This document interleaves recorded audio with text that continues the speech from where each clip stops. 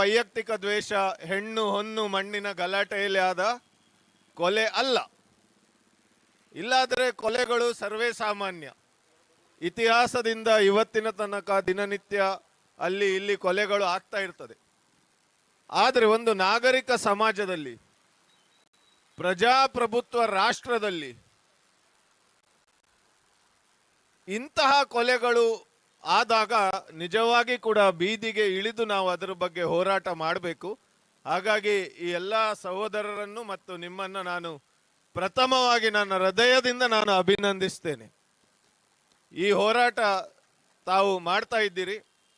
ನಾನು ಕೂಡ ಈ ಕರಾವಳಿ ಭಾಗದಲ್ಲಿ ಎಲ್ಲೆಲ್ಲಿ ಈ ಧರ್ಮದ ಕಾರಣಕ್ಕೆ ಹಲ್ಲೆಗಳು, ದ್ವೇಷ ಭಾಷಣಗಳು, ಕೊಲೆಗಳು ನಡೆದಾಗ ಸಂದರ್ಭದಲ್ಲೆಲ್ಲ ನಾನು ಮಾತಾಡ್ತಾ ಇದ್ದೇನೆ. ನಾನು ಮಾತಾಡಿದಾಗೆ, ನನ್ನ ಹಾಗೆ ಬೇರೆಯವರು ಮಾತಾಡಿದಾಗೆ ಇಲ್ಲಿ ಏನು ಸರಿ ಆಗುವುದಿಲ್ಲ ಅಂತ ನೀವು ಎಣಿಸಬೇಡಿ. ನಾನು ಯಾವಾಗಲೂ ಹೇಳುದು, ನಮ್ಮಂಥವರು ಇದ್ದೇ ಇಂಥದೆಲ್ಲ ಆಗ್ತದೆ. ಯಾರೂ ಮಾತಾಡದವರು ಇಲ್ಲದಿದ್ದರೆ ಇನ್ನೂ ಎಷ್ಟು ಅಶ್ರಫ್ಗಳು ಸಾಯ್ತಿದ್ರ ಏನೋ. ಹಾಗಾಗಿ ನಾನಿದ್ದೇನೆ, ನನ್ನಂಥವರು ತುಂಬ ಜನ ಇದ್ದಾರೆ. ಈ ಸಬ್ಜೆಕ್ಟ್ ಮೇಲೆ ನಾನು ಮಾತಾಡ್ತೇನೆ. ಈಗ ಗುಂಪು ಹತ್ಯೆಗಳು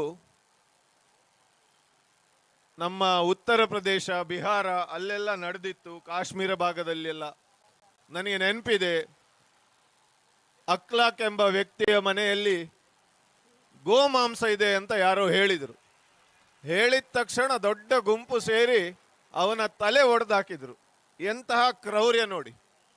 ಮನೆಯಲ್ಲಿ ಗೋಮಾಂಸ ಇಟ್ಕೊಳ್ಳೋದು ಕಾನೂನು ಪ್ರಕಾರ ಅಪರಾಧ ಅಲ್ಲ. ಆಯ್ತು, ಅಪರಾಧವೇ ಅಂತ ಇಟ್ಕೊಂಡ್ರು ಕೂಡ ಇವರೆಲ್ಲ ಯಾರು ಅವನ ತಲೆ ಹೊಡಿಲಿಕ್ಕೆ? ಇವರಿಗೆ ಯಾರು ಅಂತ ಅಧಿಕಾರ ಕೊಟ್ಟದು? ಅಲ್ಲಿ ನಿಂತಿದಾರಲ್ಲ ಪೊಲೀಸರು, ಅವರಿಗೆ ಕೂಡ ತಲೆ ಹೊಡೆಯುವ ಹಕ್ಕಿಲ್ಲ.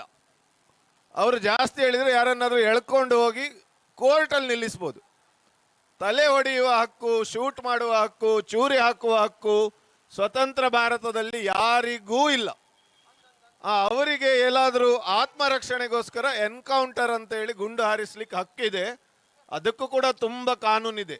ಮೊದಲು ಗಾಳಿಯಲ್ಲಿ ಹೊಡಿಬೇಕು, ಆಮೇಲೆ ಕಾಲಿಗೆ ಹೊಡಿಬೇಕು, ಮೊದಲು ವಾರ್ನಿಂಗ್ ಕೊಡಬೇಕು.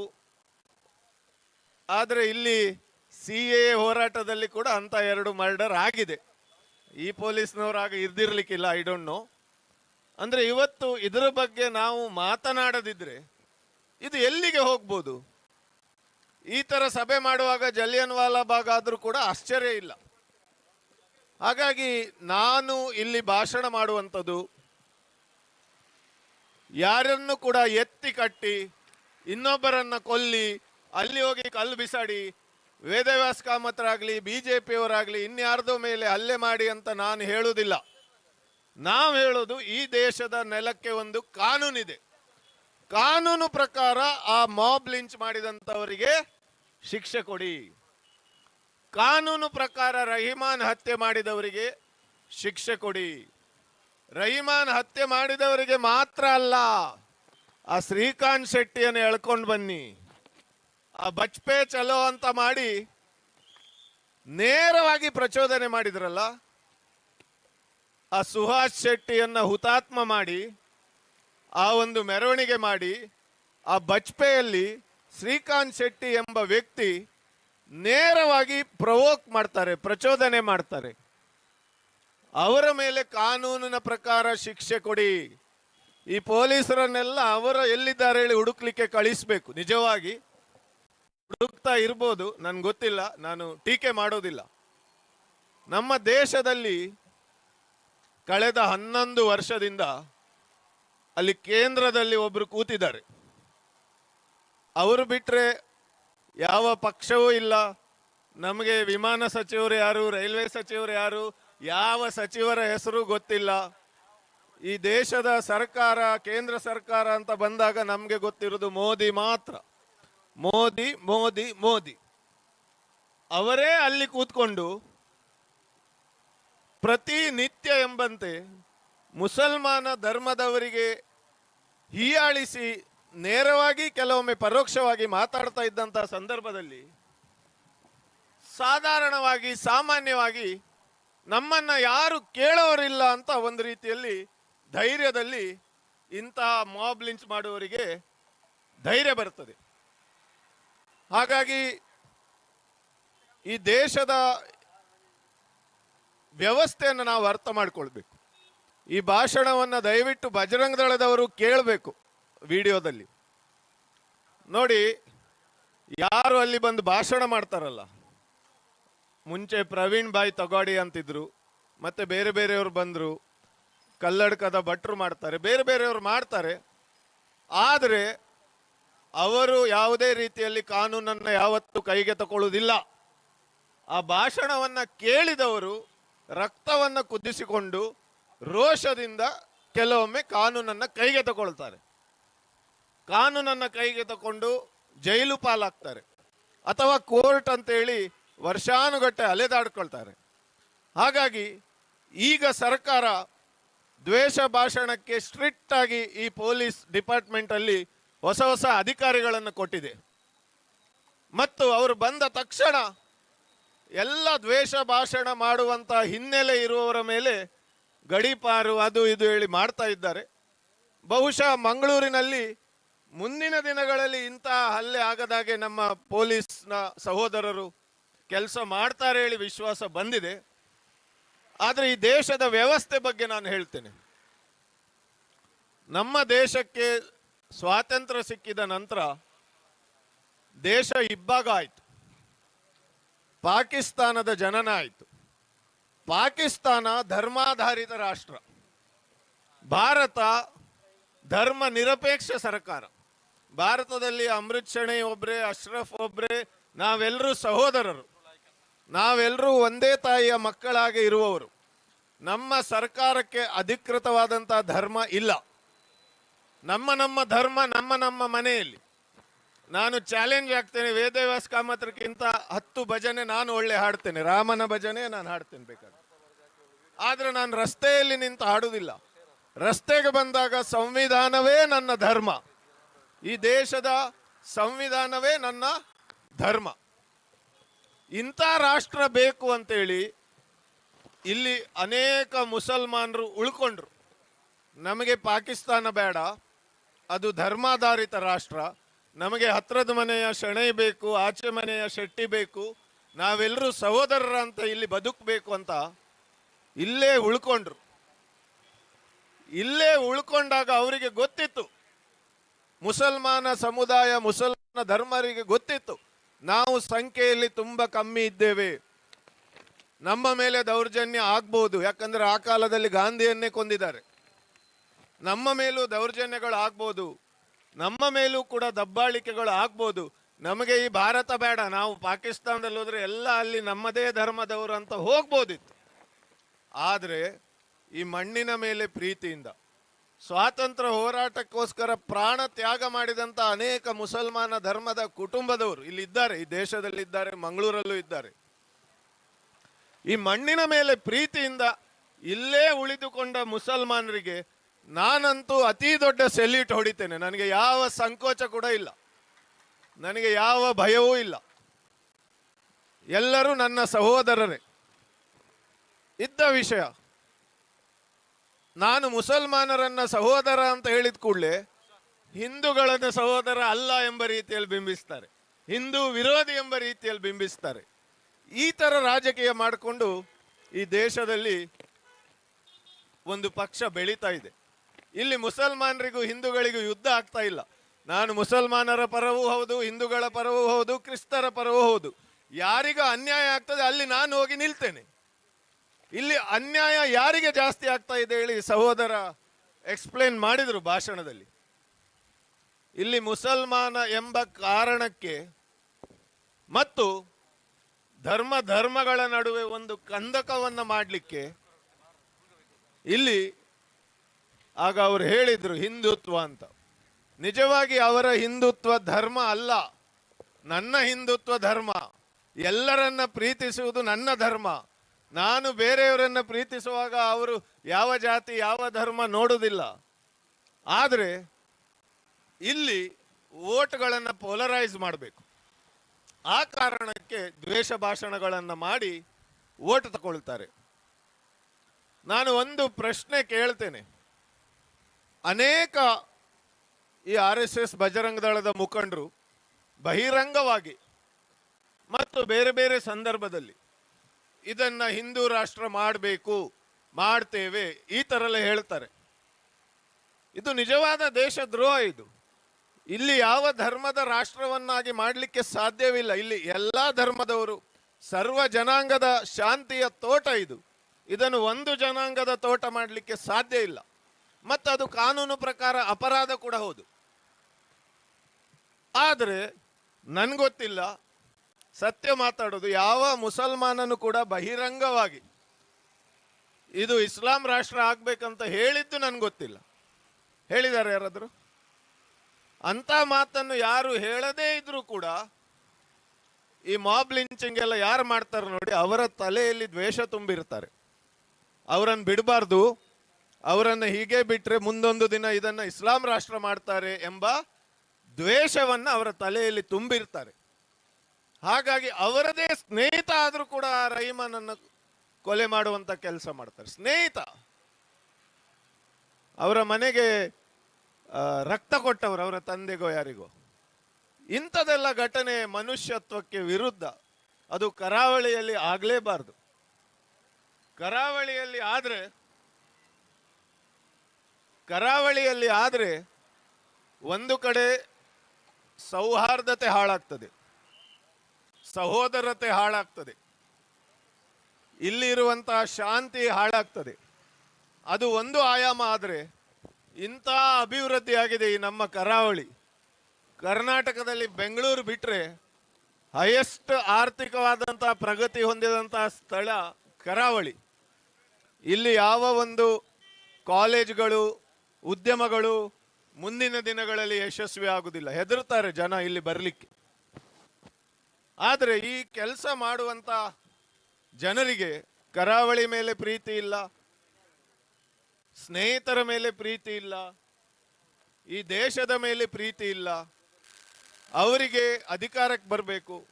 ಅಧಿಕಾರಕ್ಕೆ ಬರಲಿಕ್ಕೋಸ್ಕರ ಅಮಾಯಕರ ತಲೆಯಲ್ಲಿ ವಿಷವನ್ನು ತುಂಬುವಂತ ಕೆಲಸ ಮಾಡ್ತಾರೆ.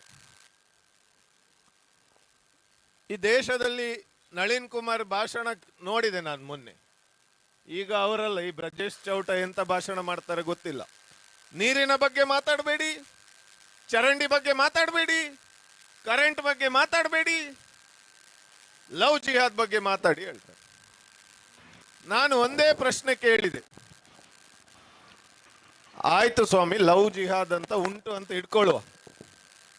ನನ್ಗೊತ್ತಿಲ್ಲ, ಅದು ಯಾವ ಕೋರ್ಟಲ್ಲೂ ಸಾಬೀತಾಗ್ಲಿಲ್ಲ. ಅವರು ಹೇಳೋದು ಲವ್ ಜಿಹಾದ್ ಅಂದ್ರೆ ಸಂಚು ಹಾಕಿ ಹಿಂದೂ ಹುಡುಗಿಯರನ್ನ ಹಾಳು ಮಾಡಲಿಕ್ಕೆ ಮುಸಲ್ಮಾನರು ವ್ಯವಸ್ಥಿತವಾಗಿ ನೆಟ್ವರ್ಕ್ ಮಾಡಿ ಹಿಂದೂ ಹುಡುಗಿಯರನ್ನ ಹಾಳು ಮಾಡ್ತಾರೆ ಲವ್ ಮಾಡಿ ಅಂತ ಅವ್ರು ಹೇಳುದು. ಸಾಕ್ಷಿ ಇಲ್ಲ, ದಾಖಲೆ ಇಲ್ಲ, ಎಲ್ಲೂ ಸಾಬೀತಾಗ್ಲಿಲ್ಲ. ಆದ್ರೂ ಈ ನಳಿನ್ ಕುಮಾರ್ ಕಟೀಲ್ ಅಂತವರು ಬಹಿರಂಗವಾಗಿ ಅದ್ರ ಬಗ್ಗೆ ಮಾತಾಡ್ತಾರೆ. ನನ್ನ ಪ್ರಶ್ನೆ ಒಂದೇ, ವೇದವಾಸಿ ಕಾಮತ್ರೆ, ಕಲ್ಲಡ್ಕ ಭಟ್ರೆ, CT ರವಿ ಅವರೇ, ಅಶೋಕ್ ಅವರೇ, ಚೌಟಾ ಅವರೇ, ಭರತ್ ಶೆಟ್ರೆ, ಇನ್ನೊಬ್ಬರಿದ್ದಾರೆ ಯಾರು, ಪೂಂಜಾ ಅವರೇ, ನಿಜವಾಗಿ ಲವ್ ಜಿಹಾದ್ ಉಂಟು ಅಂತ ಆದ್ರೂ ಕೂಡ ನಿಮ್ಮ ಮೋದಿ ಎಂತ ಮಾಡ್ತಾ ಇದ್ದಾರೆ 11 ವರ್ಷದಿಂದ? ಅವರೊಂದು ಪ್ರಧಾನಿಯಾಗಿ ಅದನ್ನು ನಿಲ್ಲಿಸ್ಲಿಕ್ಕೆ ಆಗ್ಲಿಲ್ವಾ? ಅವರಿಗೆ ಯೋಗ್ಯತೆ ಇಲ್ವಾ, ಅರ್ಹತೆ ಇಲ್ವಾ, ಶಕ್ತಿ ಇಲ್ವಾ? ಅಂದ್ರೆ ಅವರಿಗೆ ನಿಲ್ಲಿಸ್ಲಿಕ್ಕೆ ಆಗುದಿಲ್ಲ ಅಂತಾದ್ರೆ ಅಲ್ಲಿ ಇದ್ರೆ ತಾನೇ ನಿಲ್ಲಿಸೋದು. ರೋಗವೇ ಇಲ್ಲದಿದ್ದಾಗ ರೋಗವನ್ನು ನಿಲ್ಲಿಸ್ಲಿಕ್ಕೆ ಆಗ್ತದಾ? ಅಂದ್ರೆ ಇವರು ಓಟಿಗೋಸ್ಕರ ನಮ್ಮ ಮಂಗಳೂರನ್ನ ಅರ್ಧ ಗಂಟೆ ಮಳೆ ಬಂದ್ರೆ ಬೊಳ್ಳ ಬರ್ತದೆ. ಇಲ್ಲಿ ಒಂದು ಬೆಳಿಗಿಂದ ಮಳೆ ಬಂದಿದ್ರೆ ಇಲ್ಲಿ ತನಕ ನೀರು ಬರ್ತದ ಏನೋ. ಈ ತರ ಹಾಳು ಮಾಡಿಟ್ಟಿದ್ದಾರೆ ಮಂಗಳೂರನ್ನ. ಯಾಕಂದ್ರೆ ರಸ್ತೆ ಬಗ್ಗೆ ಮಾತಾಡಬಾರ್ದಲ್ಲ, ಲವ್ ಜಿಹಾದ್ ಬಗ್ಗೆ ಮಾತಾಡಬೇಕು. ಈ ದೇಶದಲ್ಲಿ ಈಗ ಏನಾಗಿದೆ ಅಂದ್ರೆ 2019 ನಂತರ ಶುರು ಆಗಿದೆ. ಫಸ್ಟ್ ಬಂತು ಪೌರತ್ವ ತಿದ್ದುಪಡಿ ಕಾಯ್ದೆ ಅಂತ. ಆವಾಗ ಕೂಡ ನಾನು ಮಂಗಳೂರಲ್ಲಿ ಬಂದು ಭಾಷಣ ಮಾಡಿದ್ದೇನೆ. ಕೋವಿಡ್ ಬಂದ ಮೇಲೆ ಅದಕ್ಕೊಂದು ಬ್ರೇಕ್ ಬಿತ್ತು. ಆಮೇಲೆ ಅಲ್ಲಲ್ಲಿ ಗೋ ಹತ್ಯಾ ನಿಷೇಧ ಕಾಯ್ದೆ, ಆಮೇಲೆ ಮತಾಂತರ ತಡೆ ಕಾಯ್ದೆ, ಲವ್ ಜಿಹಾದ್, ಆಮೇಲೆ ಜನಸಂಖ್ಯಾ ನಿಯಂತ್ರಣ ಕಾಯ್ದೆ, ಈಗ ವಕ್ಫ್ ತಿದ್ದುಪಡಿ ಮಸೂದೆ, ನೆಕ್ಸ್ಟ್ ಬರ್ತದೆ ಯೂನಿಫಾರ್ಮ್ ಸಿವಿಲ್ ಕೋಡ್, ಸಮಾನ ನಾಗರಿಕ ಸಂಹಿತೆ. ರಸ್ತೆ ಬಗ್ಗೆ ಮಾತಾಡಬಾರ್ದು, ಸೇತುವೆ ಬಗ್ಗೆ ಮಾತಾಡಬಾರ್ದು. ಉಡುಪಿಯಲ್ಲಿ 8 ವರ್ಷದಲ್ಲಿ ಒಂದು ಸೇತುವೆ ಆಗಲಿಲ್ಲ. ನಾವು 2 ಸಲ ಪ್ರತಿಭಟನೆ ಮಾಡುವಾಗಲೂ ನಮಗೆ ಟೀಕೆ ಮಾಡ್ತಾರೆ, ಅಮೃತ್ ಶೆಣೆಗೆ ಪೊಲಿಟಿಕಲ್ ಮೈಲೇಜ್ ತಗೊಳ್ಬೇಕು, ಮುಗಿತಾ ಬರುವಾಗ ಬಂದು ಪ್ರತಿಭಟನೆ ಮಾಡುವುದು ಹೇಳಿದ್ರು. ಇನ್ನೂ ಮುಗಿಲಿಲ್ಲ. ನಾನು ಏಪ್ರಿಲ್ 1ನೇ ತಾರೀಕು ತಲೆ ಬೋಳಿಸಿದೆ ರಸ್ತೆಯಲ್ಲಿ ಕೂತ್ಕೊಂಡು. ಸಾಧಾರಣ ಕೂದಲು ಬಂದಿದೆ, ಆದರೆ ಆ ಸೇತುವೆ ಹಾಗೇನೇ ಉಂಟು. ಅಂದರೆ ಇಲ್ಲಿ ಓಟ್ ಹಾಕಿದವರಿಗೆ ಏನಾಗಿದೆ ಅಂದರೆ, ಅವರ ಮನೆಗೆ ಬೆಂಕಿ ಬಿದ್ದರೂ ತೊಂದರೆ ಇಲ್ಲ, ಅವರ ಮಕ್ಕಳಿಗೆ ಕೆಲಸ ಸಿಗದಿದ್ರೂ ತೊಂದರೆ ಇಲ್ಲ, ಪಾಕಿಸ್ತಾನ ಪುಡಿ ಪುಡಿ ಆದರೆ ಆಯ್ತು, ಅಷ್ಟೇ ಖುಷಿ. ಅಂತ ಒಂದು ಮಾನಸಿಕ ಬೌದ್ಧಿಕ ದಿವಾಳಿತನಕ್ಕೆ ನಮ್ಮ ಕರಾವಳಿ ಜನರನ್ನು ತಂದಿಟ್ಟಿದ್ದಾರೆ ಇವರು. ಕರಾವಳಿ ಅಂದರೆ ಫಸ್ಟ್ ರ್ಯಾಂಕ್, ಅಲ್ಲಿ ತನಕ ಮಾತ್ರವೇನು. ಆ SSLC PUC ಆದಮೇಲೆ ಅವರು ಜಾಸ್ತಿ ಓದೋದು ವಾಟ್ಸಪ್ ಕಾಣ್ತದೆ. ಯಾಕಂದರೆ ಅಲ್ಲಿ ತನಕ ಫಸ್ಟ್ ರ್ಯಾಂಕ್ ಬಂದವರು ಒಂದು ಜನಪ್ರತಿನಿಧಿಗಳನ್ನು ಆಯ್ಕೆ ಮಾಡುವಾಗ ಇಂತಹ ಕೋಮು ಗಲಭೆಗಳು ನಡೀತಾ ಇರುವಂತಾಗ ಒಂದೇ ಒಂದು ಮಾತನ್ನಾಡುವುದಿಲ್ಲ. ಇಂತಹ ಒಂದು ಕಾರ್ಯಕ್ರಮಕ್ಕೆ ಸಾವಿರಾರು ಜನ ಬರಬೇಕಿತ್ತು ಯುವಕರು. ಆದರೆ ಇಲ್ಲಿ 10 ಜನ ಬರ್ತಾರ, 50 ಜನ ಬರ್ತಾರ, 100 ಜನ ಬರ್ತಾರ ಎಂಬುದು ಮುಖ್ಯ ಅಲ್ಲ, ಉದ್ದೇಶ ಮುಖ್ಯ. ರಹಿಮಾನ್ ಮತ್ತು ಅಶ್ರಫ್, ನಾನು ದೇವರಲ್ಲೂ ಬೇಡ್ತೇನೆ, ಎಲ್ಲರಲ್ಲೂ ಬೇಡ್ತೇನೆ, ಇದು ಮಂಗಳೂರಿನಲ್ಲಿ ಕೊನೆ ಆಗಬೇಕು. ಯಾರು ಸುಭಾಷ್ ಶೆಟ್ಟಿ ಅಂತವರು ಕೂಡ ಸಾಯಬಾರದು, ಯಾವನು ಕೂಡ ಈ ಥರ ಧಾರ್ಮಿಕ ವಿಷಯಗಳಿಗೆ ಸಾಯಬಾರದು. ಮರಣದಂಡನೆ ಬಗ್ಗೆ ಕೂಡ ಇಡೀ ಪ್ರಪಂಚದಲ್ಲಿ ಚರ್ಚೆ ಆಗ್ತಾ ಉಂಟು, ಅದು ಬೇಕಾ ಬೇಡ ಅಂತ. ಎಲ್ಲ ದೇಶದಲ್ಲಿ ನೇಣಿಗಾಕಿ ಮರಣದಂಡನೆ ಇಲ್ಲ ಇವತ್ತು. ಕೋರ್ಟಲ್ಲಿ ಅತ್ಯಂತ ಅಪರೂಪದ ಪ್ರಕರಣ ಅಂತ ಸಾಬೀತಾದ ಕೆಲವು ಕೇಸ್ಗಳಿಗೆ ಮಾತ್ರ ಮರಣದಂಡನೆ ಕೊಡ್ಬೋದು ಹೇಳಿ ಉಂಟು. ಅದು ಕೂಡ ಬೇಕಾ ಬೇಡ ಅಂತ ಚರ್ಚೆ ಆಗುವಂಥ ಕಾಲಘಟ್ಟದಲ್ಲಿ ರಸ್ತೆಯಲ್ಲಿ 4 ಜನ ಕ್ರಿಕೆಟ್ ಆಡುವವರು ಯಾರ್ದೋ ತಲೆ ಹೊಡಿತಾರಂತಾದರೆ ನಿಜವಾಗಿ ಒಂದು ಗಂಭೀರ ವಿಷಯ. ಮುಂದಿನ ತಲೆಮಾರಿನವರಿಗೆ ನಾವು ಎಂಥ ಭಾರತವನ್ನು ಕೊಡ್ತಾ ಇದ್ದೇವೆ, ಎಂಥ ಮಂಗಳೂರನ್ನು ಕೊಡ್ತಾ ಇದ್ದೇವೆ, ಎಂತಹ ಕರಾವಳಿಯನ್ನು ಕೊಡ್ತಾ ಇದ್ದೇವೆ ಎಂಬುವಂಥದ್ದನ್ನು ಕೂಡ ನಾವು ಆಲೋಚನೆ ಮಾಡಬೇಕಾಗ್ತದೆ. ಮಂಗಳೂರು ಹೀಗೆ ಇರಲಿಲ್ಲ. ಮಂಗಳೂರಿನಲ್ಲಿ ಎಂತಹ ಸಹೋದರತೆ ಇತ್ತು. ನನ್ನ ಬಾಲ್ಯದಲ್ಲಿ ನಾನು ಸರ್ಕಾರಿ ಶಾಲೆಯಲ್ಲಿ ಓದಿದವನು. ನನ್ನ ಬಾಲ್ಯದಲ್ಲಿ ಯಾರ ಮನೆಗೂ, ಅದು ಅಕ್ರಮ್ ಇರ್ಬೋದು, ಡಿಸೋಜ ಇರ್ಬೋದು, ಯಾರ ಮನೆಗೂ ನಾನು ಹೋಗೋದು, ಅವರು ನಮ್ಮ ಮನೆಗೆ ಬರೋದು, ನಾವು ಜೊತೆಯಾಗಿ ಆಟ ಆಡೋದು, ಜೊತೆಯಾಗಿ ಊಟ ಮಾಡೋದು ಎಲ್ಲ ಮಾಡುವಾಗ ನಮಗೆ ಯಾವತ್ತೂ ಕೂಡ ಅವರು ಅನ್ಯ ಧರ್ಮದವರು, ಈ ಧರ್ಮದವರು, ಆ ಧರ್ಮದವರು ಅಂತ ಒಂದು ಫೀಲಿಂಗೇ ಇರಲಿಲ್ಲ. ಆದರೆ ಇವತ್ತಿನ ದಿನದಲ್ಲಿ ಮಕ್ಕಳು ಕೂಡ ಕ್ರಿಶ್ಚನ್, ಮುಸ್ಲಿಂ, ಹಿಂದೂ ಈ 3 ಪದಗಳನ್ನು ಆಡ್ತಾ ಇರೋದು ನಾನು ನೋಡ್ತಾ ಇದ್ದೇನೆ. ಇದಕ್ಕೆ ಅಂತ್ಯ ಆಗಬೇಕು. ಮನುಷ್ಯನನ್ನು ಮನುಷ್ಯನಾಗಿ ನೋಡಬೇಕು. ಕಾನೂನು ಕೂಡ ಅದೇ ಹೇಳ್ತದೆ. ಇಲ್ಲಿರುವ ಎಲ್ಲ ಪೊಲೀಸರಿಗೆ ಗೊತ್ತುಂಟು, ಅಮೃತ್ ಶೆಣೈ ತಪ್ಪು ಮಾಡಿದ್ರು ಒಂದೇ ಶಿಕ್ಷೆ, ಅಲ್ತಾಫ್ ಎಂಬ ವ್ಯಕ್ತಿ ತಪ್ಪು ಮಾಡಿದ್ರು ಒಂದೇ ಶಿಕ್ಷೆ, ಡೇವಿಡ್ ಎಂಬ ವ್ಯಕ್ತಿ ತಪ್ಪು ಮಾಡಿದ್ರು ಕೂಡ ಒಂದೇ ಶಿಕ್ಷೆ. ಆ ಯಾವ ರೀತಿ ತಪ್ಪು ಮಾಡಿದ್ದಾರೆ ಅದಕ್ಕೆ ಅನುಗುಣವಾದಂಥ ಶಿಕ್ಷೆ ಕೋರ್ಟ್ ಕೊಡ್ತದೆ. ಜಾತಿ ಧರ್ಮ ನೋಡಿ ಶಿಕ್ಷೆ ಕೋರ್ಟ್ ಕೊಡುವುದಿಲ್ಲ. ಹಾಗಿರುವಾಗ ನಾವು ಯಾಕೆ ಮನುಷ್ಯರನ್ನ ಮನುಷ್ಯರನ್ನಾಗಿ ನೋಡದೆ ಜಾತಿ ಧರ್ಮವನ್ನು ಇಲ್ಲಿ ನೋಡಬೇಕು? ಬಂಧುಗಳೇ, ನಾನು ಈ ವಿದ್ಯಾರ್ಥಿ ಸಂಘಟನೆಯನ್ನು ಹೃತ್ಪೂರ್ವಕವಾಗಿ ಮತ್ತೊಮ್ಮೆ ಅಭಿನಂದಿಸ್ತೇನೆ. ಇಂತಹ ಕೃತ್ಯಗಳ ವಿರುದ್ಧ ನಿಮ್ಮ ಹೋರಾಟಕ್ಕೆ ಜಯ ಸಿಗಲಿ. ನಿಮ್ಮ ಹೋರಾಟಕ್ಕೆ ಜಯ ಅಂದರೆ 2 ವಿಷಯಗಳು ಆಗಬೇಕು. ಒಂದು, ರಹಿಮಾನ್ ಹತ್ಯೆ ಮಾಡಿದವರು, ಆ ಹತ್ಯೆಗೆ ಪ್ರಚೋದನೆ ನೀಡಿ ಭಾಷಣ ಮಾಡಿದವರು, ಮತ್ತೊಂದು ಅಶ್ರಫ್ ಹತ್ಯೆ ಮಾಡಿದವರು. ಇವರಿಗೆ ಯಾವ ರಿಯಾಯಿತಿ ಇಲ್ಲದೆ ಸೂಕ್ತವಾದಂಥ ಶಿಕ್ಷೆ ಆಗಬೇಕು. 2ನೇದು, ಮುಂದಿನ ದಿನಗಳಲ್ಲಿ ಕರಾವಳಿಯಲ್ಲಿ ಧಾರ್ಮಿಕ ಕಾರಣಕ್ಕೆ ಯಾರ ಹೆಣವು ಕೂಡ ಬೀಳಬಾರ್ದು. ಧಾರ್ಮಿಕ ಕಾರಣ ಅಂತ ಮಾತ್ರ ಅಲ್ಲ, ಯಾವುದೇ ಕೊಲೆಗಳಾಗಬಾರ್ದು. ಆದರೆ ಅಟ್ಲೀಸ್ಟ್ ಧಾರ್ಮಿಕ ಕಾರಣಗಳಂತೂ ಆಗಲೇಬಾರದು. ಇಷ್ಟು ಒಂದು ಶುಭಾಶಯಗಳು ಅಂದರೆ ಅಂಥದ್ದು ಆಗಲಿ ನಿಮ್ಮ ಹೋರಾಟದಿಂದ ಅಂತ ಹೇಳ್ತಾ ನನಗೆ ಅವಕಾಶ ಕೊಟ್ಟದಕ್ಕೆ ವಂದಿಸಿ. ನನಗೆ ಟೈಮ್ ಹೇಳಿರಲಿಲ್ಲ ಎಷ್ಟೊತ್ತು ಮಾತಾಡ್ಬೇಕು ಹೇಳಿ. ಚೀಟಿ ಬರ್ತದ ನೋಡಿದೆ, ಮಳೆ ಬರ್ಬೋದು, ಬೇಡ. ಸೊ ನಿಮ್ಗೆಲ್ರಿಗೂ ಒಳ್ಳೇದಾಗಲಿ. Thank you so much. ವಾತಾವರಣ ಮಳೆ ಬರುವಂತಿದೆ. ಇನ್ನುಳಿದ ಅತಿಥಿಗಳು ತಮ್ಮ ಸಮಯವನ್ನು ಪರಿಗಣಿಸಿ ಚುಟುಕಾಗಿ ತಮ್ಮ ಮಾತನ್ನು ನಮ್ಮ ಮುಂದಿಡಬೇಕೆಂದು ಕೇಳಿಕೊಳ್ಳುತ್ತಿದ್ದೇವೆ.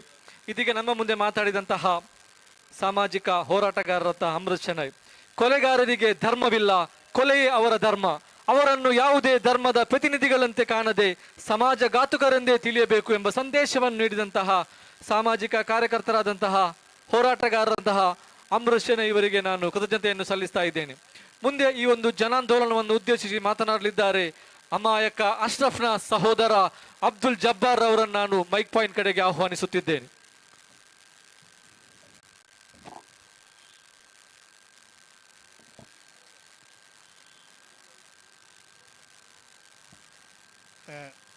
സോളിഡാരിറ്റിനെ സംബന്ധിച്ച് അല്ലെങ്കിൽ SIOനെ സംബന്ധിച്ച് വ്യക്തിപരമായിട്ട് ഞാനിവിടെ ഈ പരിപാടിയിൽ പങ്കെടുക്കുന്നത് അഷ്റഫ് എൻ്റെ സഹോദരനാണ് എന്നൊരു കാരണത്താലാണ്. പക്ഷേ സോളിഡാരിറ്റിനെ സംബന്ധിച്ചോ അല്ലെങ്കിൽ SIOനെ സംബന്ധിച്ചോ നിങ്ങൾ ഏറ്റെടുത്തിട്ടുള്ള നീതിക്ക് വേണ്ടി നിങ്ങൾ ഏറ്റെടുത്തിട്ടുള്ള നൂറുകണക്കിന് പരിപാടികളിൽ ഒന്ന് മാത്രമാണ് ഇത് എന്നുള്ളത് കൊണ്ടും മാത്രമല്ല, പതിറ്റാണ്ടുകളുടെ പ്രവർത്തന പാരമ്പര്യമുള്ള ഈ സംഘടനകൾ ഇതുവരെ ഒരു 302 ഭാഗവുമായി അതിൻ്റെ ഏതെങ്കിലും അരികിൽ ഒന്നും പെടാതെ ഇത്രയും കാലം പ്രവർത്തിച്ചു എന്നതിൽ ഞാൻ ആദ്യം നിങ്ങൾക്ക് വേണ്ടി എൻ്റെ ഒരു വിപ്ലവ അഭിവാദ്യങ്ങൾ അർപ്പിക്കുകയാണ്. 2, ഞാൻ ഈ ക്ലോക്ക് ടവറിനെ സാക്ഷി നിർത്തി ഞാൻ രണ്ടാമത്തെ തവണയാണ് ഞാൻ ഇവിടെ സംസാരിക്കുന്നത്. പക്ഷേ ഞാൻ ആദ്യം ഈ പരിപാടിയിൽ ഞാൻ അത്രയും വൈകാരികമായിട്ടായിരുന്നു ഇതിനെ സാക്ഷി നിർത്തി ഞാൻ പ്രസംഗിച്ചിരുന്നത്. പക്ഷേ ഇപ്പോൾ ഞാൻ പ്രസംഗിക്കുമ്പോൾ നമുക്ക് അല്പം ആശ്വാസം പോലീസിൻ്റെ ഭാഗത്തുനിന്ന്, അഥവാ ഈ മംഗളൂരുവിൽ പുതുതായിട്ട് ചാർജ് എടുത്തിട്ടുള്ള സുധീർ കുമാർ IPS, അദ്ദേഹം വളരെ ഈ നമ്മൾ കേസുമായി ബന്ധപ്പെട്ട് വളരെയധികം പ്രവർത്തിക്കുന്നുണ്ട് എന്നുള്ളത് നമുക്ക് അവരോടുള്ള ഈ പോലീസിനോടുള്ള ഒരു നന്ദിയായിട്ട് അത് പറയാതിരിക്കാൻ കഴിയില്ല. തീർച്ചയായിട്ടും അദ്ദേഹം വളരെയധികം അദ്ദേഹത്തിൻ്റെ വ്യക്തി എന്നുള്ള നിലക്കല്ല, ആ ഒരു കുറച്ച് അലേർട്ടായിട്ടുണ്ട് എന്നുള്ളത് ഒരു യാഥാർത്ഥ്യമാണ്. അത് കൂടുതൽ യാഥാർത്ഥ്യത്തോടു കൂടി പ്രവർത്തിച്ച് കൂടുതൽ ഇതുപോലെയുള്ള സംഭവങ്ങൾ ഈ നാട്ടിലും ഈ ജില്ലയിലൊന്നും സംഭവിക്കാത്ത വിധത്തിൽ കൂടുതൽ ഒന്നുകൂടെ പ്രവർത്തിക്കണമെന്നാണ് നമുക്ക് ഒരു അഭ്യർത്ഥന എന്നുള്ള നിലക്ക് വെക്കാനുള്ളത്. അഷ്റഫിന് എനിക്കൊരു കിട്ടിയൊരു വിവരത്തിൽ അഷ്റഫിനെ കൊല ചെയ്യപ്പെട്ടതിന് ശേഷം അവൻ്റെ ശരീരത്തിൽ ഒരു കാവി നിറത്തിലൊക്കെ ഉള്ള ഒരു പൗഡറൊക്കെ ഇട്ട് പിന്നീട് അത് കളയാൻ വേണ്ടിയിട്ട് മണ്ണ് പുരട്ടിയൊക്കെ ഒരു സംഭവമൊക്കെ ഉണ്ടായിട്ടുണ്ട്. അവൻ കൊല്ലപ്പെട്ട് അവിടെ ഇതൊക്കെ ചെയ്ത് അവർ നിൽക്കുമ്പോൾ അപ്പുറത്ത് അവർ ക്രിക്കറ്റ് കളിക്കുന്ന ഒരു അവസ്ഥയും ഉണ്ടായിട്ടുണ്ട്. ആ അവസ്ഥയൊക്കെ ഉണ്ടാവുന്നത് അതൊരു മനസ്ഥിതിയുടെ നമ്മുടെ ഒരു അപരമത വിദ്വേഷങ്ങൾ പ്രചരിപ്പിക്കുന്നതിന് അതിൻ്റെ എല്ലാം ഒരു ഭാഗമാണത്. അതിപ്പോൾ ഈ പ്രതികളായിരിക്കുന്ന വ്യക്തികളും അതപ്പോൾ ഞാൻ ഈ അബ്ദുറഹ്മാൻ വധക്കേസിലെ അവരുടെ ഇത് നോക്കിയപ്പോൾ വളരെ ചെറിയ 25 വയസ്സിന് താഴെയുള്ള ചെറിയ പിള്ളേർ, അപ്പോൾ അവരൊക്കെ ഈ സംഭവത്തേക്ക് എത്തിക്കുന്നതിനുള്ള ഒരു മനസ്ഥിതി ഇവിടെ സൃഷ്ടിക്കപ്പെടുന്നുണ്ട്. അപ്പം അതിനെതിരെയും ശക്തമായിട്ടുള്ള നടപടികൾ ഉണ്ടായാൽ മാത്രമേ ഇതെല്ലാം ഇവിടെ അവസാനിക്കുകയുള്ളൂ. നമ്മൾ യഥാർത്ഥത്തിൽ ഞാൻ ഒരു ഭാഗം എടുത്ത് പറയല്ലോ, സംഘപരിവാർ ചെയ്യുന്ന പറഞ്ഞാൽ നമ്മുടെ ഒരു രാജ്യത്തിന് വിരുദ്ധമായിട്ടാണ് അവരിങ്ങനെ ചെയ്യുന്നത്. അപരമത വിദ്വേഷം, ദളിതർക്കെതിരെയുള്ള വിദ്വേഷം, മുസ്ലിങ്ങൾക്കെതിരെ വിദ്വേഷം, ഇതെങ്ങനെ നിരന്തരം പ്രചരിപ്പിക്കുക. ആ പ്രചരിപ്പിക്കുന്നതിൻ്റെ ഭാഗമായിട്ടാണ് പല ആളുകൾക്കും ഇതിൻ്റെ യാഥാർത്ഥ്യം എന്താണ്, അവരിങ്ങനെ നിരന്തരമായിട്ട് ഇതിങ്ങനെ വമിച്ചുകൊണ്ടിരിക്കും. അതിനെതിരെ പല ഭാഗത്തും അധികാരികളുടെ ഭാഗത്തുനിന്ന് നടപടി ഇല്ലാത്തതിൻ്റെ ഒരു ഫലമായിട്ടാണ് പലതും ഇതിങ്ങനെ തുടർന്നു പോകുന്നത്. ഇനി അത് ഉണ്ടാവാതെ ഇരിക്കരുത്. നമ്മളെ സംബന്ധിച്ച് ഞാൻ പറയല്ലോ, ഞാനിവിടെ രണ്ടാമത് നിൽക്കുമ്പോൾ കുറച്ച് ആശ്വാസകരമായിട്ടാണ്. കുറേ ഇപ്പോൾ കോടതിയിൽ നടക്കുന്ന കാര്യങ്ങളൊക്കെ നോക്കുകയാണെങ്കിൽ നമുക്ക് കുറച്ച് അലേർട്ട് ഇവിടുത്തെ ഭരണകൂടത്തിൻ്റെ ഭാഗത്തു നിന്നാണെങ്കിലും പോലീസിൻ്റെ ഭാഗത്തു നിന്നാണെങ്കിലും നമുക്ക് ഉണ്ടായിട്ടുണ്ട്. അത് നമ്മുടെ ഒരു അനുഭവമാണ്. ഞാനിതിൻ്റെ ആദ്യമായിട്ട് ഇതിൻ്റെ എല്ലാ ഭാഗത്തും ആദ്യം തൊട്ട് അവസാനം വരെ പ്രവർത്തിക്കുന്ന ഒരാൾ എന്നുള്ള നിലയ്ക്ക് ഇനിയും അത് നമുക്ക് ഒരു കൂടുതൽ എന്താ പറയുക, ഇതിൻ്റെ ഒരു കൂടുതൽ ഏതൊരു നമ്മുടെ ഈ സിസ്റ്റത്തിനൊരു നാണക്കേടില്ലാത്ത വിധത്തിൽ ഇനിയും കൂടുതൽ പ്രവർത്തിക്കണമെന്നാണ് എനിക്ക് ഇതിനകത്ത് പറയാനുള്ളത്. ഞാൻ എൻ്റെ വാക്കുകൾ അവസാനിപ്പിക്കുകയാണ്. ജയ്.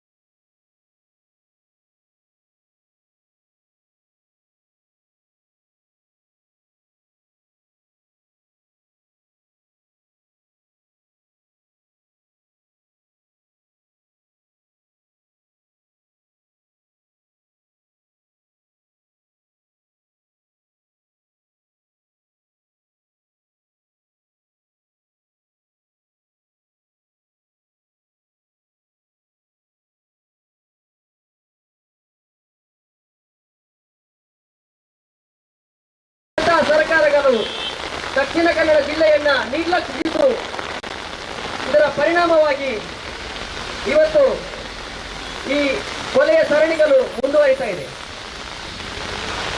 ಕೆಲವೊಂದು ಗೂಂಡಾಗಳು ಗುಂಪು ಕಟ್ಟಿಕೊಂಡು ನಡೆಸ್ತಾ ಇದ್ದಂತಹ ಕೊಲೆಗೆ ಸಂಘಟನೆಗಳು ಪ್ರಾಯೋಜಕತ್ವವನ್ನು ನೀಡಿ ಅದರ ನಂತರ ಕೊಲೆಗಡುಕರನ್ನ ಗೂಂಡಾಗಳನ್ನ ಸಂಘಟನೆಗಳು ಸೆಳೆದುಕೊಂಡು ಈ ಸಮಾಜದಲ್ಲಿ ಭಯವನ್ನ ಬಿತ್ತುವಂತಹ ಕೆಲಸವನ್ನ ಮಾಡಿದಾಗ ಆ ಸಂಘಟನೆಗಳನ್ನ ಬ್ಯಾನ್ ಮಾಡುವ ಬದಲು, ಆ ಸಂಘಟನೆಗಳನ್ನ ನಿಷೇಧಿಸುವ ಬದಲು ಇಲ್ಲಿನ ಪೊಲೀಸ್ ಇಲಾಖೆ, ಇಲ್ಲಿನ ಸರ್ಕಾರ ಅಂತಹ ಸಂಘಟನೆಗಳಿಗೆ ಶರಣಾದ ಕಾರಣದಿಂದ ಇವತ್ತು ಈ ವೈಟ್ ಕಾಲರ್ ಗೂಂಡಾ ಎನ್ನುವಂತಹ ಒಂದು ಪದ್ಧತಿಗೆ ಅವಕಾಶವನ್ನು ನೀಡಿತು ಇಲ್ಲಿನ ಸರ್ಕಾರ. ಇದೆಲ್ಲದರ ಪರಿಣಾಮವಾಗಿ ಕಾನೂನಿನ ಭಯವನ್ನ ಹೊರಟಂತಹ ಕೆಲವು ಪುಡಿಗೂಡು ರೌಡಿಗಳು ಕುರುಪುವಿನ ಭಟ್ರಕಲ್ಲುಟ್ಟಿ ಮೈದಾನದಲ್ಲಿ ಅಮಾಯಕರಾದಂತಹ ಕೂಲಿ ಕಾರ್ಮಿಕ ಅಶ್ರಫ್ನನ್ನ ಗುಂಪು ಹತ್ಯೆ ಮಾಡ್ತಾರೆ. ಇದಕ್ಕಿಂತ ಮುಖ್ಯವಾಗಿರುವಂತದ್ದು, ಅಲ್ಲಿ ಒಂದು ಟೂರ್ನಮೆಂಟ್ ನಡೀತಾ ಇದೆ ಎನ್ನುವುದು ಕೂಡ, ದೊಡ್ಡ ಮಟ್ಟದ ಟೂರ್ನಮೆಂಟ್ ನಡೀತಾ ಇದೆ ಎನ್ನುವುದು ಕೂಡ ಇಲ್ಲಿನ ಪೊಲೀಸರಿಗೆ ಗೊತ್ತಿರಲಿಲ್ಲ. ಇದನ್ನ ನಾವು ನಂಬಬೇಕು. ಇನ್ನೊಂದು, ಕೊಲೆಯಾಗಿ 2 ದಿನಗಳಾದ್ರೂ ಕೂಡ ಇದೊಂದು ಮತೀಯ ಕೊಲೆ ಎನ್ನುವುದನ್ನ ಸ್ಪಷ್ಟಪಡಿಸಬೇಕಾದ್ರೆ ಪೊಲೀಸ್ ಇಲಾಖೆ ತಡಬಡಾಯಿಸಿತು. ಯಾಕೆಂದ್ರೆ ಕೆಲವೊಂದು ನಾಚಿಕೆಗೆಟ್ಟ ಪೊಲೀಸರು ಈ ಕೊಲೆ ಮುಚ್ಚಿ ಹಾಕುವುದಕ್ಕೆ ಪ್ರಯತ್ನವನ್ನ ಪಟ್ಟರು ಅನ್ನೋದು ನಮಗೂ ಕೂಡ ನಾಚಿಕೆ ಆಗ್ತಾ ಇದೆ ಇಂತಹ ಪೊಲೀಸರನ್ನ ಆರಕ್ಷಕರು ಎನ್ನುವುದಕ್ಕೆ. ಇದರ ನಂತರದಲ್ಲಿ ಕಮಿಷನರ್ ಅವರು ಒಂದು ಪತ್ರಿಕಾಗೋಷ್ಠಿಯನ್ನು ನಡೆಸ್ತಾರೆ. ಈ ಕೊಲೆಯನ್ನ 50 ಮಂದಿ ಸೇರಿ 50 ಮಂದಿಯ ಒಂದು ತಂಡ ಗುಂಪು ಹತ್ಯೆಯನ್ನ ಮಾಡಿದೆ ಅಂತ. ಆದರೆ FIR ನಲ್ಲಿ 19 ಮಂದಿ ಹೆಸರನ್ನ ಉಲ್ಲೇಖಿಸಲಾಗ್ತದೆ. ಅದು ಅಲ್ಲದೆ ಕೇವಲ 1 ತಿಂಗಳೊಳಗಾಗಿ ಈ 19 ಮಂದಿಯಲ್ಲಿ 5 ಮಂದಿ ಜಾಮೀನು ಪಡೆದು ಹೊರ ಬರ್ತಾರೆ. ಹಾಗಾದ್ರೆ FIR ನಲ್ಲಿರುವಂತಹ ಅಂಶ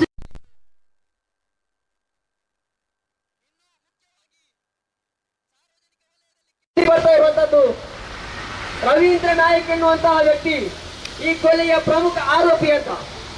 ಆದ್ರೆ ಆತನ ಬಂಧನ ಆಗ್ಲಿ ಆತನ ವಿಚಾರಣೆ ಆಗ್ಲಿ ಇದುವರೆಗೂ ಪೊಲೀಸ್ ಇಲಾಖೆ ನಡೆಸಿಲ್ಲ. ಇದರ ನಂತರದಲ್ಲಿ 1 ವಾರದಲ್ಲಿ ಪಜ್ಪೆಯಲ್ಲಿ ಸುಹಾಸ್ ಶೆಟ್ಟಿ ಎನ್ನುವಂತಹ ಒಬ್ಬ ರೌಡಿ ಶೀಟರ್ ಹತ್ಯೆ ಆಗುತ್ತೆ. ಈ ರೌಡಿ ಶೀಟರ್ ಹತ್ಯೆಯ ನಂತರ ದಕ್ಷಿಣ ಕನ್ನಡ ಜಿಲ್ಲೆಯಲ್ಲಿ ಮರುದಿನವೇ ಬಂದ್ಗೆ ಕರೆಯನ್ನು ನೀಡಲಾಗ್ತದೆ. ಬಂದ್ ಕರೆಯನ್ನು ನೀಡಿ ಇಲ್ಲಿ ಗಲಭೆಯನ್ನು ಪ್ರಚೋದಿಸುವಂತ ಕೆಲಸವನ್ನ ವಿಶ್ವ ಹಿಂದೂ ಪರಿಷತ್ ಮತ್ತು ಬಜರಂಗ ದಳದ ಮುಖಂಡರು ಮಾಡ್ತಾರೆ. ಅಂತಹ ಮುಖಂಡರ ಮೇಲೆ ಅಂತಹ ಸಂಘಟನೆಗಳ ಮೇಲೆ ಯಾವುದೇ ಕೇಸು ದಾಖಲಿಸುವಂತ ಗೋಜಿಗೆ ಇಲ್ಲಿನ ಪೊಲೀಸ್ ಇಲಾಖೆ ಹೋಗುವುದಿಲ್ಲ. ಯಾಕೆಂದ್ರೆ ಪೊಲೀಸ್ ಇಲಾಖೆ 4-5 FIR ಇರುವಂತಹ ಒಬ್ಬ ವ್ಯಕ್ತಿಯನ್ನ ಬಂಧಿಸಿ 1 ಗಂಟೆಯಲ್ಲಿ ಬಿಡುಗಡೆಯನ್ನ ಮಾಡ್ತಾರೆ. ಯಾಕೆಂದ್ರೆ ಇಲ್ಲಿನ ಪೊಲೀಸರಿಗೆ FIR ಹಾಕುವುದಕ್ಕೆ ಗೊತ್ತಿಲ್ಲ. ಮೊದಲನೇದಾಗಿ ಇಲ್ಲಿನ ಪೊಲೀಸರಿಗೆ FIR ಹೇಗೆ ಹಾಕಬೇಕು ಅಂತ ಕಲಿಸಿಕೊಡ್ಬೇಕಾದಂತ ಅನಿವಾರ್ಯತೆ ಇದೆ. ಮಾನ್ಯ ಸಭಾಪತಿಗಳು ಒಂದು ಹೇಳಿಕೆಯನ್ನು ನೀಡ್ತಾರೆ. ಪ್ರಚೋದನಕಾರಿ ಭಾಷಣಕಾರರ ಬಗ್ಗೆ ಮಾತನಾಡಿದಾಗ ಮಾನ್ಯ ಸಭಾಪತಿಗಳು ಒಂದು ಹೇಳಿಕೆಯನ್ನು ನೀಡ್ತಾರೆ. ಒಂದು ಪ್ರಾಣಿ ಕಚ್ಚಿದರೆ ವಾಪಸ್ ಕಚ್ಚುವುದಕ್ಕೆ ಸಾಧ್ಯವೇ ಅಂತ. ಮಾನ್ಯ ಸಭಾಪತಿಗಳೇ, ಪ್ರಾಣಿ ಕಚ್ಚಿದರೆ ವಾಪಸ್ ಕಚ್ಚುವುದಕ್ಕೆ ಸಾಧ್ಯ ಇಲ್ಲ.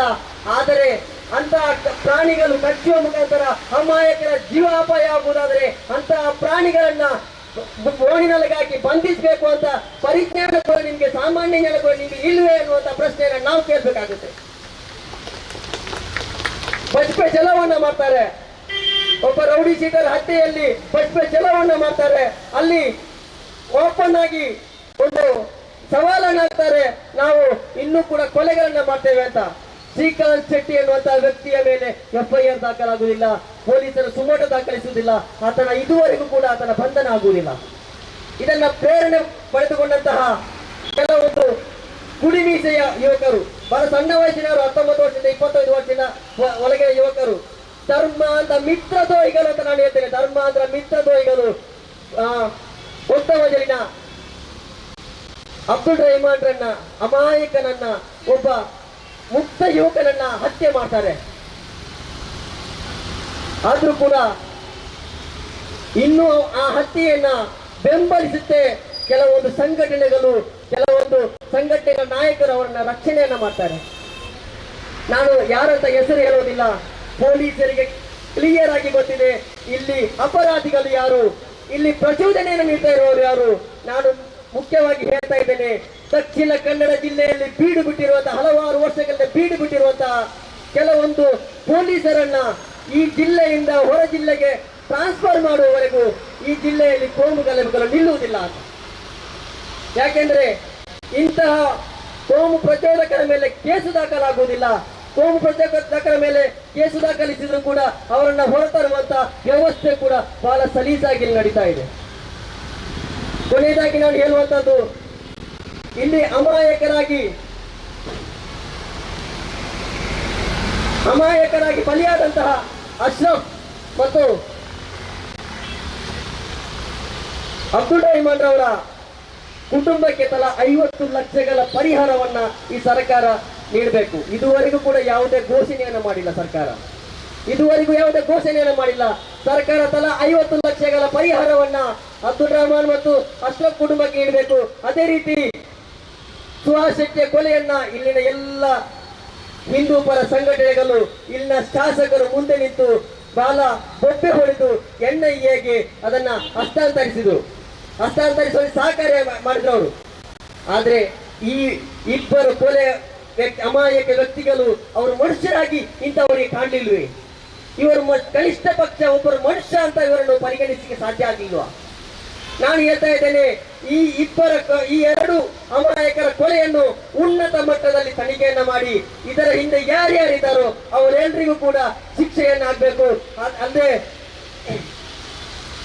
ಇನ್ನು ಮುಂದೆ ಇಂತಹ ಕೊಲೆಗಳು ಈ ಕೊಲೆಯ ಸರಣಿ ದಕ್ಷಿಣ ಕನ್ನಡದಲ್ಲಿ ನಡಿಬಾರದು.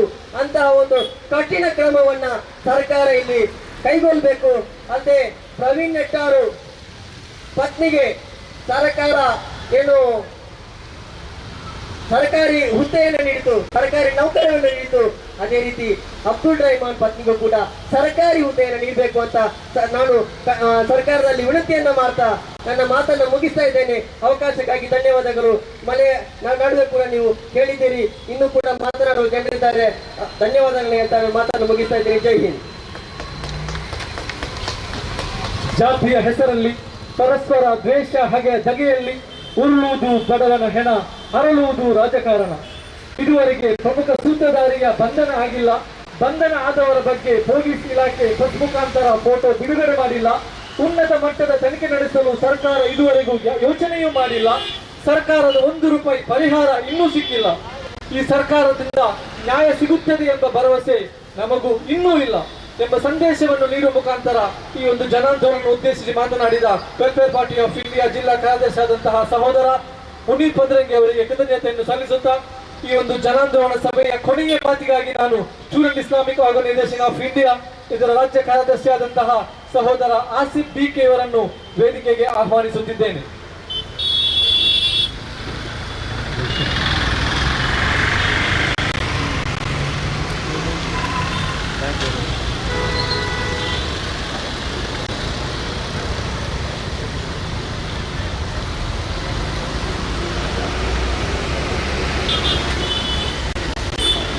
ಈ ಒಂದು ಪ್ರತಿಭಟನೆಗೆ ಇಲ್ಲಿ ಸೇರಿದಂತಹ ಸೋಲಿಡಾರಿಟಿ ಯೂತ್ ಮೂವ್ಮೆಂಟ್ ಇದರ ಕೇರಳ ರಾಜ್ಯಾಧ್ಯಕ್ಷರು ಜನಾಬ್ ತೌಫಿಕ್ ಮಂಬಾಡ್ ಸಾಹಬ್, ಅದೇ ರೀತಿ ವೆಲ್ಫೇರ್ ಪಾರ್ಟಿ ಆಫ್ ಇಂಡಿಯಾ ಇದರ ದಕ್ಷಿಣ ಕನ್ನಡ ಕಾರ್ಯದರ್ಶಿಗಳಾದಂತಹ ಮುನೀರ್ ಪದ್ರಂಗಿ ಅವರುಗಳು, ಇಲ್ಲಿ ಸೇರಿದಂತಹ ನನ್ನ ಎಲ್ಲ ಪ್ರೀತಿಯ ಸೋದರಿಯರೇ, SIO ಮತ್ತು ಸೋಲಿಡಾರಿಟಿ ಇದು 2ನೇ ಬಾರಿ ಇದೇ ಒಂದು ವಿಷಯದ ಮೇಲೆ ಇಲ್ಲಿ ಪ್ರತಿಭಟನೆ ಮಾಡ್ತಾ ಇರುವುದು.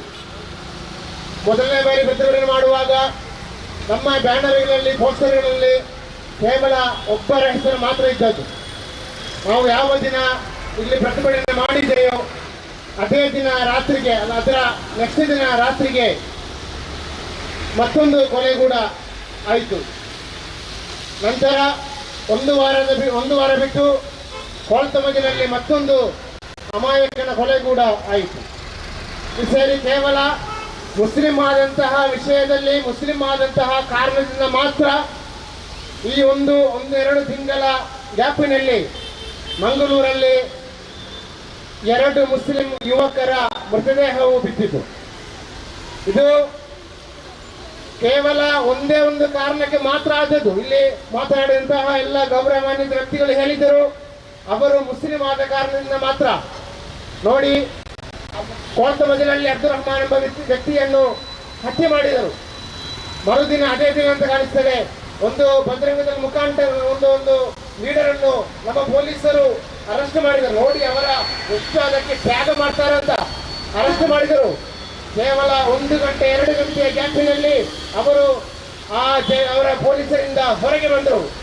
ನೋಡಿ, ಅಲ್ಲಿ ಬಿಳಿಕುಳದಲ್ಲಿರುವಂತಹ ಆ ಒಂದು ಝೂ ಇದೆ ಅಲ್ಲ, ಅದನ್ನು ನೋಡ್ಲಿಕ್ಕೆ ಹೋದ್ರೂ ಕೂಡ 2 ಗಂಟೆ ಟೈಮ್ ಬೇಕು. ಆದರೆ ಇಂತಹ ಒಂದು ದೊಡ್ಡ ಒಂದು ವಿಷಯದಲ್ಲಿ ಪ್ರಚೋದನಕಾರಿ ಒಂದು ಮಾತನ್ನು ಹೇಳಿದಂತಹ ಒಂದು ವ್ಯಕ್ತಿಯನ್ನು ಅರೆಸ್ಟ್ ಮಾಡಿ ಕೇವಲ 1 ಗಂಟೆಯ ಒಳಗೆ ಅವರು ಹೊರಬರ್ತಾರೆ. ಕೋರ್ಟ್ ಅವರಿಗೆ ಜಾಮೀನು ಕೊಡ್ತದೆ.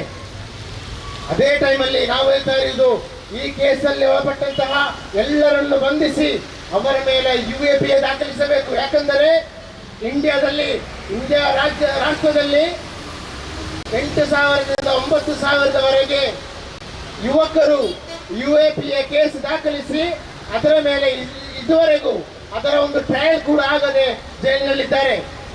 ಯಾಕೆ ಇವರ ಮೇಲೆ ದಾಖಲಿಸುವುದಿಲ್ಲ? UAPA ದಾಖಲಿಸಬೇಕಾದರೆ ಅವರ ಹೆಸರು ಮುಹಮ್ಮದ್ ಅಂತ, ಇಕ್ಬಾಲ್ ಅಂತ, ಜಬ್ಬಾರ್ ಅಂತ ಹಾಕ್ಬೇಕಾದೆಯಾ? ಯಾವುದಾದರೂ ಒಂದು ಮುಸ್ಲಿಂ ಅಲ್ಲದಂತಹ ವ್ಯಕ್ತಿಯ ಮೇಲೆ UAPA ದಾಖಲಿಸಲು ಯಾಕೆ ಆಗ್ತಾ ಇಲ್ಲ ಎಂಬುದು ನಾವು ಕೇಳಲಿಕ್ಕೆ ಇಚ್ಛಿಸ್ತಾ ಇದ್ದೇವೆ. ನಮಗೆ ಇಲ್ಲಿರುವಂತಹ ಗೌರ್ಮೆಂಟ್ ಹೇಳಿಕಿರುವುದು ಈ ಎಲ್ಲ ಇವರನ್ನು ಬಂಧಿಸಿ ಅವರ ಮೇಲೆ UAPA ಅವರನ್ನು ದಾಖಲಿಸಿ ತನಿಖೆ ಮಾಡಿಸಿಕೊಳ್ಳಿ ಎಂಬುದಾಗಿದೆ. ಎರಡನೇದು, ಇದೇ ಕಾಂಗ್ರೆಸ್ ಗವರ್ಮೆಂಟ್ ಬರುವಾಗ ಅವರ ಮ್ಯಾನಿಫೆಸ್ಟೋದಲ್ಲಿ ಹೇಳಿದರು, ಈ ರಾಜ್ಯದಲ್ಲಿ ಈ ಏನೋ ಸೌಹಾರ್ದತೆಯನ್ನು ಒಂದು ಹಾಕುವಂತಹ, ಇಲ್ಲಿ ಏನೋ ಒಂದು ಕೋಮುವಾದವನ್ನು ಸೃಷ್ಟಿಸುವಂತಹ ಬಜರಂಗ ದಳ ಎಂಬುವ ಸಂಘಟನೆಯನ್ನು ನಾವು ಬ್ಯಾನ್ ಮಾಡ್ತೇವೆ ಅಂತ ಹೇಳಿದರು, ಮ್ಯಾನಿಫೆಸ್ಟೋದಲ್ಲಿ ಹೇಳಿದರು. ಯಾಕೆ ಇಷ್ಟು ತನಕ ಅವರಿಗೆ ಆಗ್ತಾ ಇಲ್ಲ ಅದನ್ನು ಮಾಡಲಿಕ್ಕೆ ಎಂದು SIO ಮತ್ತು ಸೋಲ್ಡಾರ್ಟಿ ಕೇಳ್ತಾ ಇದೆ. ಮೂರನೆಯದು, ನಮಗೆ ಕಾಣ್ಬೋದು, ನನ್ನ ಎಡಭಾಗದಲ್ಲಿ ಸ್ಪೆಷಲ್ ಆಕ್ಷನ್ ಫೋರ್ಸ್ ಅಂತ ಒಂದು ಪೋಸ್ಟ್ ಮಾಡಿಟ್ಟಿದ್ದಾರೆ. ಅವರು ನಮ್ಮ ಈ ಪ್ರತಿಭಟನೆ ಸ್ಟಾರ್ಟ್ ಆಗುವ ಮುಂಚೆ ಇಲ್ಲಿ ಬಂದು ನಿಂತಿದ್ದಾರೆ. ಪಾಪ ನಮಗೆ ಹೇಳಲಿಕ್ಕಿರುವುದು, ಅವರು ನಿಲ್ಲೇಬೇಕಾದದ್ದು ಇಲ್ಲಿ ಅಲ್ಲ. ಯಾವ ಜಾಗದಲ್ಲಿ ಕೋಮುವಾದ ಆಗ್ತಾ ಇದೆ, ಯಾರು ಈ ಕೋಮು ದೇಶಕ್ಕೆ ಅದನ್ನು ಮತ್ತೆ ಉಂಟು ಮಾಡಲಿಕ್ಕೆ ಸ್ಟಾರ್ಟ್ ಮಾಡ್ತಾ ಇದ್ದಾರೆ, ಆ ಜಾಗಕ್ಕೆ ಹೋಗಿ ಅವರನ್ನು ಹುಡುಕಿ ಅವರನ್ನು ಜೈಲಿಗೆ ಹಾಕಿ. ಹಾಗಾದ್ರೆ ಮಾತ್ರ ಈ ನಮ್ಮ ಊರಲ್ಲಿ, ಮಂಗಳೂರಲ್ಲಿ, ಕರ್ನಾಟಕದಲ್ಲಿ ಇಡೀ ಒಂದು ಸ್ನೇಹ, ಒಬ್ಬರು ಪರಸ್ಪರ ಒಂದು ಸ್ನೇಹದಿಂದ ಬಾಳುವಂತಹ ಒಂದು ಸಮಾಜ ನಮಗೆ ಇಲ್ಲಿ ಉಂಟು ಮಾಡ್ಲಿಕ್ಕೆ ಆಗ್ತದೆ ಎಂದು ಹೇಳುತ್ತಾ SIO ಮತ್ತೆ ಸೋಲ್ಡಾರ್ಟಿಗೆ ಅವತ್ತು ಕೂಡ ನಾವು ಹೇಳಿದ್ದೇವೆ, ಇದು ಕೇವಲ ಒಂದು ಸ್ಟಾರ್ಟಿಂಗ್ ಮಾತ್ರ. ನಾವು ಈ ಒಂದು ಪ್ರೊಟೆಸ್ಟ್ ಮುಗಿಸಿ ನಾವೆಲ್ಲರೂ ಈ ಫ್ಲಾಗ್ ಇದೆಲ್ಲ ತೆಗೆದುಕೊಂಡು ಹೋಗುವ ವಿಷಯದಲ್ಲಿ ನಾವಿಲ್ಲ. ಬೇಕಾದರೆ ಏನು ಸೋಲ್ಡಾರ್ಟಿ ರಾಜ್ಯಾಧ್ಯಕ್ಷರು ಹೇಳಿದರು, ಕೇರಳದಲ್ಲಿ ಇಡೀ ವಿಷಯದಲ್ಲಿ ಅಶ್ರಫ್ನ ವಿಷಯದಲ್ಲಿ ಪ್ರೊಟೆಸ್ಟ್ ಮಾಡ್ತಾ ಇದ್ದಾರೆ. ಒಂದು ವಿಷಯ ಗೊತ್ತಾ, ಅಲ್ಲಿ ಒಂದು MP ಇದ್ದಾರೆ ಈ ಅಶ್ರಫ್ನ, ಅಲ್ಲಿ ವಯನಾಡಲ್ಲಿ. ಅವರಿಗೆ ಈ ವಿಷಯವೇ ಗೊತ್ತಿಲ್ಲ ಅಂತೆ.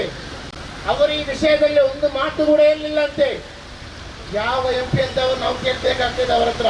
ಅವರಿಗೆ ವಿಷಯ ಗೊತ್ತಾಗದೆ ಅವರು ಇಷ್ಟು ದೊಡ್ಡ ವಿಷಯವಾಗಿ, ಇಷ್ಟು ದೊಡ್ಡ ಒಂದು ಇಶ್ಯೂ ಆಗಿ ಒಂದು ಅಮಾಯಕ ಯುವಕನನ್ನು ಜನರು ಸೇರಿ ಕೊಲ್ಲುವಾಗ ಇದು ಇಲ್ಲಿ ಏನೂ ಆಗ್ಲಿಲ್ಲ ಎಂಬ ವಿಷಯದಲ್ಲಿ ಆ ಒಂದು ರೀತಿಯಲ್ಲಿ ಹೋಗ್ತಾ ಇದ್ದಾರಂತೆ. ಅವರಲ್ಲಿ ನಮ್ಗೆ ಹೇಳಲಿಕ್ಕಿರುವುದು, ಅಶ್ರಫ್ ಮತ್ತೆ ಅಬ್ದುಲ್ ರಹಮಾನ್ ಕುಟುಂಬಕ್ಕೆ ನೀವು ಪರಿಹಾರ ನೀಡಲೇಬೇಕು, 50 ಲಕ್ಷದ ಪರಿಹಾರ ನೀಡಲೇಬೇಕು. ಬೇಕಾದರೆ ಅವರ ಕುಟುಂಬಸ್ಥರಿಗೆ ಗವರ್ಮೆಂಟ್ ಜಾಬ್ ಕೂಡ ನೀಡಬೇಕು. ಅದೇ ರೀತಿ ಪೊಲೀಸ್ ಹೇಳಲಿಕ್ಕಿರುವುದು, ಇವರ ಮೇಲೆ ಯಾರು ಈಗ ಆರೋಪಿಗಳಿದ್ದಾರೋ UAPA ದಾಖಲಿಸಿ, ಯಾರು ಇದಕ್ಕೆ ಪ್ರಚೋದನೆ ಮಾಡ್ತಾರೋ ಅವರ ಮೇಲೆ ಕೂಡ UAPA ದಾಖಲಿಸಿ ಅವರನ್ನು ಒಳಗೆ ಹಾಕುವಂತಹ ಒಂದೊಂದು ಕಾನೂನು ನೀವು ಮಾಡಲೇಬೇಕೆಂದು ಹೇಳುತ್ತಾ, ಇದು ಕೊನೆಯದಲ್ಲ. SIO ಮತ್ತು ಸೋಲ್ಡಾರಿಟಿ ಬೇಕಾದರೆ ಕರ್ನಾಟಕ ರಾಜ್ಯದಲ್ಲಿ ಇಡೀ ಈ ರೀತಿಯಲ್ಲಿ ಪ್ರತಿಭಟನೆ ಮಾಡಲಿಕ್ಕೆ ಸಿದ್ಧರಿದ್ದಾರೆ ಅಂತ ಹೇಳುತ್ತಾ ನನಗೆ ಅವಕಾಶಕ್ಕೆ ಧನ್ಯವಾದ ಹೇಳುತ್ತಾ, ಅಲ್ಹಮ್ದುಲಿಲ್ಲಾಹಿ ರಬ್ಬಿಲ್ ಆಲಮೀನ್. ಅಸ್ಸಲಾಮು ಅಲೈಕುಂ ವರಹಮತುಲ್ಲಾಹ್. ಕೃತಜ್ಞತೆಗಳು ಸಹೋದರ ಆಸಿಫ್ DK ಇವರಿಗೆ. ಕೊನೆಯದಾಗಿ ಒಂದು ಮನವಿಯನ್ನು ಇಲ್ಲಿ ಸೇರಿದಂತಹ ಎಲ್ಲರ ಮುಂದೆ ಇಡುತ್ತಾ ಈ ಒಂದು ಜನಾಂದೋಲನ ಸಭೆಯನ್ನು ಮುಕ್ತಾಯಗೊಳಿಸುತ್ತಿದ್ದೇವೆ. ಹಿಂಸೆ ಪರಿಹಾರವಲ್ಲ. ದಕ್ಷಿಣ ಕನ್ನಡ ಜಿಲ್ಲೆಯಲ್ಲಿ ಶಾಂತಿ ಕಾಪಾಡಲು ಸೋಲಿಡಾರಿಟಿ ಯೂತ್ ಮೂವ್ಮೆಂಟ್ ದಕ್ಷಿಣ ಕನ್ನಡ ಜಿಲ್ಲೆ ಹಾಗೂ Student Islamic Organisation of India ಈ ಮನವಿಯನ್ನು ತಮ್ಮ ಮುಂದೆ ಇಡುತ್ತದೆ.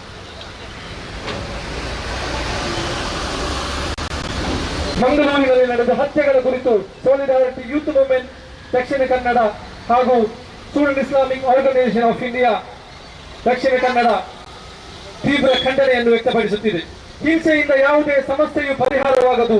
ಸಮಾಜದ ಎಲ್ಲ ವರ್ಗಗಳ ಜನರು ಭದ್ರತೆ ಹಾಗೂ ಶಾಂತಿಯ ಜೊತೆಗೆ ಬದುಕಬೇಕಾದ ಕಾಲದಲ್ಲಿ ದಕ್ಷಿಣ ಕನ್ನಡ ಜಿಲ್ಲೆ ಹಿಂಸಾಚಾರದ ಸುದ್ದಿಗಳಲ್ಲಿ ಕಾಣಿಸಿಕೊಳ್ಳುವುದು ಅತ್ಯಂತ ವಿಷಾದಕರ ಸಂಗತಿ.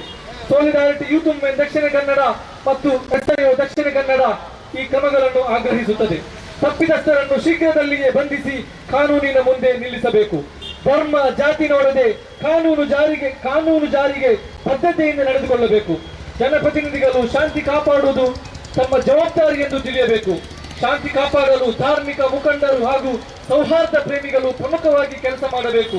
ಕೊಲೆಗಾರರಿಗೆ ಧರ್ಮವಿಲ್ಲ, ಕೊಲೆಯೇ ಅವರ ಧರ್ಮ. ಅವರನ್ನು ಯಾವುದೇ ಧರ್ಮದ ಪ್ರತಿನಿಧಿಗಳಂತೆ ಕಾಣದೆ ಸಮಾಜಘಾತುಕರೆಂದು ತಿಳಿಯಬೇಕು. ಸಮಾಜದ ಪ್ರಜ್ಞಾವಂತ ನಾಗರಿಕರು ತಮ್ಮ ಮೌನವನ್ನು ಮುರಿದು ಶಾಂತಿ ಹಾಗೂ ಸಹಬಾಳ್ವೆಯ ಪರವಾಗಿ ನಿಂತು